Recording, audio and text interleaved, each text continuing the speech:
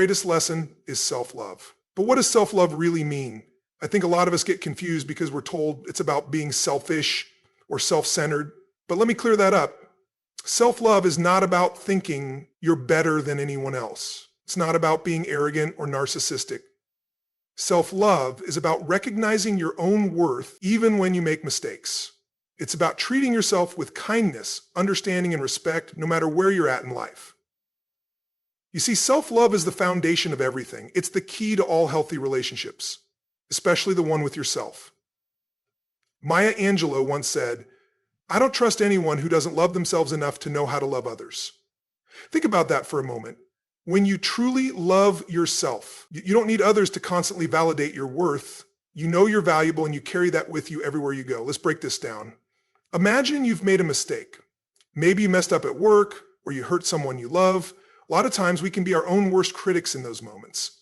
We feel like we're not enough, like we've failed, or that we don't deserve a second chance. But what if, instead of being harsh with ourselves, we took a deep breath and showed ourselves the same kindness we'd show a close friend? Wouldn't that change everything? You don't need to be perfect to deserve love and care. No one is perfect. We all stumble. But self-love means giving yourself permission to make mistakes and still know you're worthy of respect and compassion. It's the courage to rise after you fall and say, "I'm still worthy of love." Now let's talk about setting boundaries. This is a big one. When you love yourself, you set healthy boundaries with the people in your life, you stop overextending yourself, you stop saying yes when you mean no, and you stop ignoring your own needs to please others, because you know that you can't pour from an empty cup. You have to take care of yourself first. Prioritizing your well-being becomes natural when you love yourself. You don't feel guilty for saying no to things that drain you. You don't apologize for needing rest or for spending time doing things that bring you joy, whether that's reading a book, going for a walk, or just sitting in silence. Self-love is about honoring your own needs. Let me ask you, how often do you take the time to check in with yourself? To ask, how am I feeling today? What do I need to feel good? Too many of us are so focused on the outside world, on pleasing others or chasing after external validation, that we forget to give ourselves that same attention. The truth is, when you truly love yourself, you don't need others to tell you you're enough. You already know it. One of the most important lessons I've learned is that when you value yourself, you stop seeking validation from the world around you, you stop comparing yourself to others, you stop scrolling through social media, wondering why your life isn't like theirs. You understand that your journey is unique and that your worth isn't tied to how many likes or comments you get. Your worth is inherent. It comes from within. So where do you start? It doesn't have to be complicated. You don't need to make some grand gesture to prove to yourself that you love yourself. Start small. Begin with little acts of self-love. It could be forgiving yourself for past mistakes.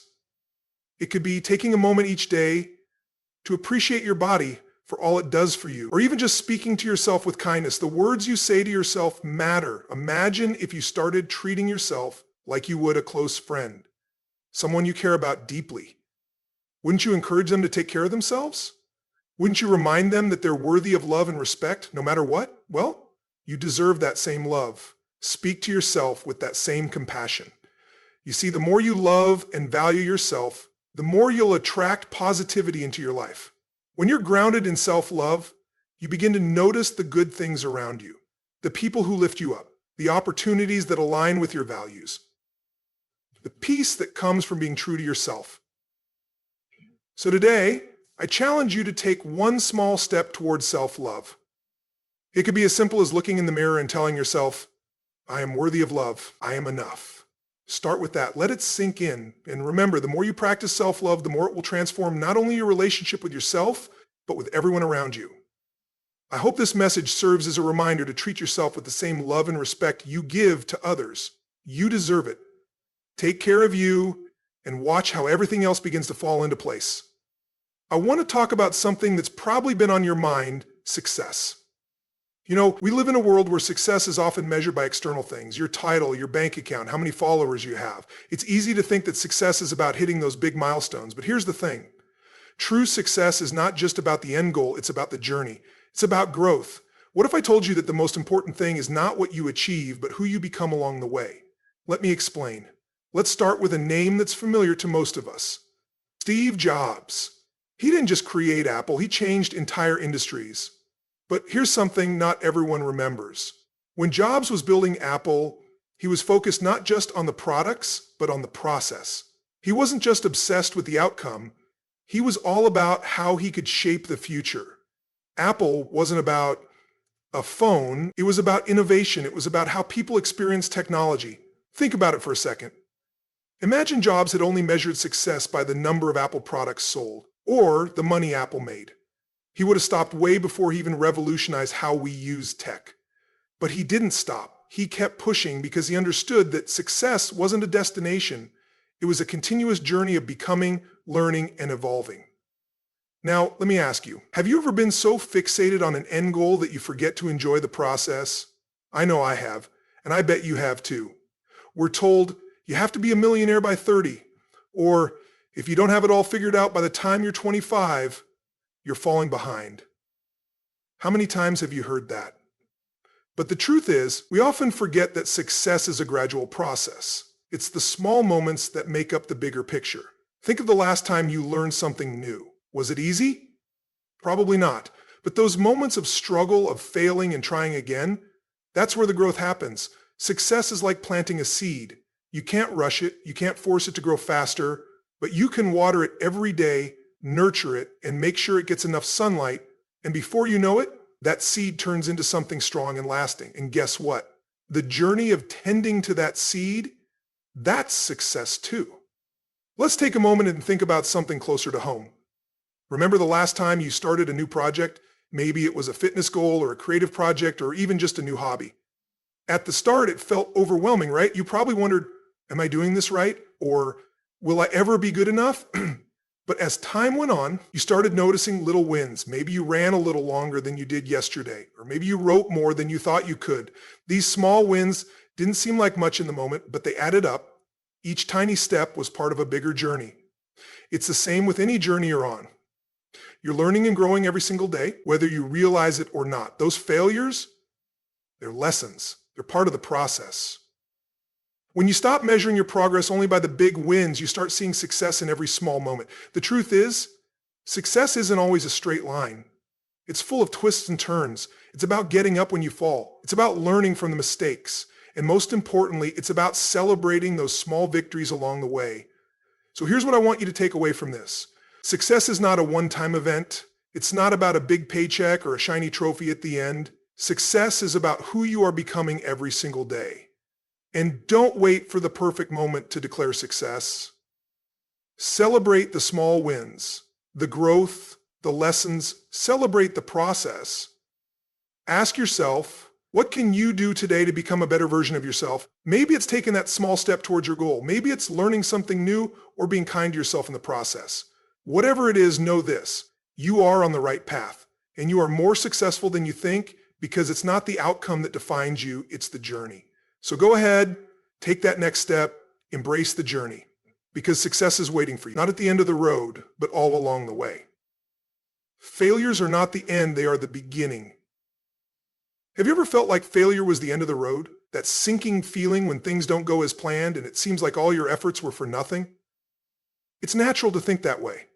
But what if I told you that failure isn't the end at all? What if it's actually the beginning? Let's take a moment to think about Walt Disney. Imagine this, a young Walt Disney walks into a newspaper office, full of dreams and presents his ideas. He's told that he lacked imagination and had no good ideas. That's sting, right? Being told you're not good enough or that your dreams are silly. But Disney didn't let that break him. No, he didn't give up. Instead, he pushed forward and created the happiest place on earth, Disneyland. Now, think about how many people visit Disney parks worldwide every year. Can you imagine if he had listened to that editor, if he had given up after hearing those words? See, every great success story you've ever heard is built on a foundation of failures. In fact, most of the time, it's the failures that carve the path to success. They don't just teach us lessons, they teach us resilience, grit, and the power of persistence. Think about Thomas Edison. He failed thousands of times, before inventing the light bulb. And yet, he didn't see those failures as failures. Instead, he said, I have not failed. I've just found 1,000,000 ways that won't work. That's the mindset that led to one of the greatest inventions of all time. But what if he had given up on his 9,999th attempt? Where would we be now? Failure is a part of life, whether you're trying to start a business, learn a new skill, or simply trying to be better today than you were yesterday. You might start a project and it doesn't work out. Maybe you didn't land the job you wanted, or perhaps your side hustle didn't grow the way you thought it would. It's frustrating. It's easy to feel like you've reached your limit. But listen, failure is not the end. It's not a sign that you're not good enough or that you should quit. It's actually an invitation to take a step back, learn, and grow. When you fail, you're given an opportunity to reevaluate. It's a chance to learn from your mistakes and try again, only this time with more wisdom, more insight, and a better plan. Think of failure as a teacher, not a punishment. It's telling you what didn't work so you don't have to keep going down that same path. Here's something to ask yourself the next time you face failure. What can I learn from this? Instead of saying, I failed, say, what can I improve? What do I need to do differently? It could be as simple as refining your approach, changing your strategy, or even learning a new skill. Failure makes us stronger, more capable, and more resourceful. Let's put this into a real-life situation. Picture someone who's been trying to lose weight, but no matter how hard they try, they keep slipping up. It's easy to think, I'll never get this right. But what if they take that failure and use it as a lesson? What if they reflect on what went wrong? Did they eat too much junk food? Were they too hard on themselves when they didn't see immediate results? Now, instead of giving up, they make small adjustments. They give themselves grace. They keep going, but they're smarter about it. Little by little, they get closer to their goal. That's the power of failure. It forces us to get better, not bitter. Think about any skill you've mastered. It didn't happen overnight, right? Whether it's learning to play an instrument, writing, or even public speaking, every misstep is a stepping stone. Every time you messed up, you learned something new. You took that feedback, applied it, and got better. And now look at how far you've come. It's the same with anything else in life. Failure is a necessary part of the journey. Without it, there's no opportunity to rise. Without setbacks, there's no chance to show yourself just how strong you really are. Remember, every time you fall, it's not the end. It's the beginning of something greater. So the next time you face failure, don't view it as a defeat. Ask yourself, what can I learn from this? See it as an opportunity to grow, to sharpen your skills, and to come back stronger. And here's the most important takeaway. You are not defined by your failures. What defines you is your ability to rise, to keep going when things get tough, and to keep learning from the lessons life offers. If you've faced a setback or going through something tough right now, just know your story isn't over. It's just getting started. Failure is not the end. It's the beginning of your next great chapter. Keep going, keep learning, and most importantly, keep believing in yourself. So, take a deep breath, embrace those failures because they're not your ending, they're your beginning. Now, I want you to do something. Think about one failure you've experienced recently, and instead of feeling defeated, ask yourself, what can I learn from this? Let's turn that failure into fuel, and let's start writing the next chapter of your success story. You've got this. Lesson 5, time is your most precious asset. Have you ever thought about how quickly time passes? One moment you're planning your future, and the next days, months, and even years have flown by. Truth is, time is the one thing you can never get back. Once it's gone for good. That's why it's so important to realize that time is your most precious asset. Benjamin Franklin once said, lost time is never found again.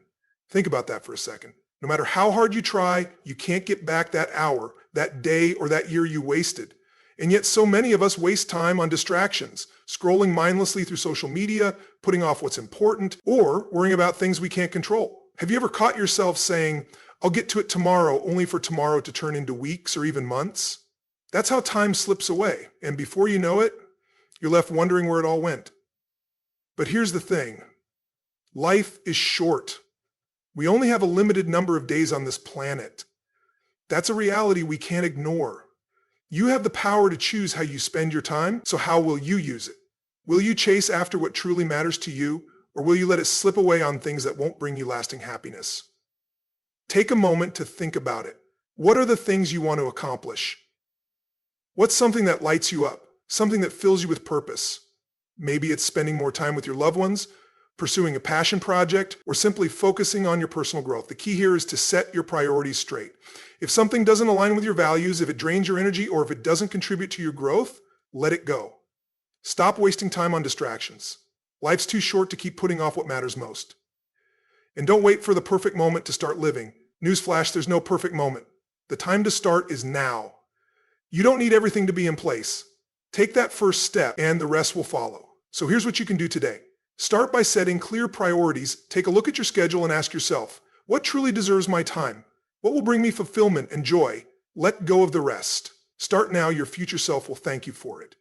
Lesson 6, embrace the power of gratitude now. Let's talk about something powerful. Gratitude. It's one of those simple practices that can completely transform the way you experience life. Gratitude is like a switch that turns on a positive mindset. When you focus on what you're thankful for, you stop noticing what's missing in your life, and instead, you see what's already there. And that shift is life-changing. Think about Oprah Winfrey for a moment. Her life didn't just magically fall into place.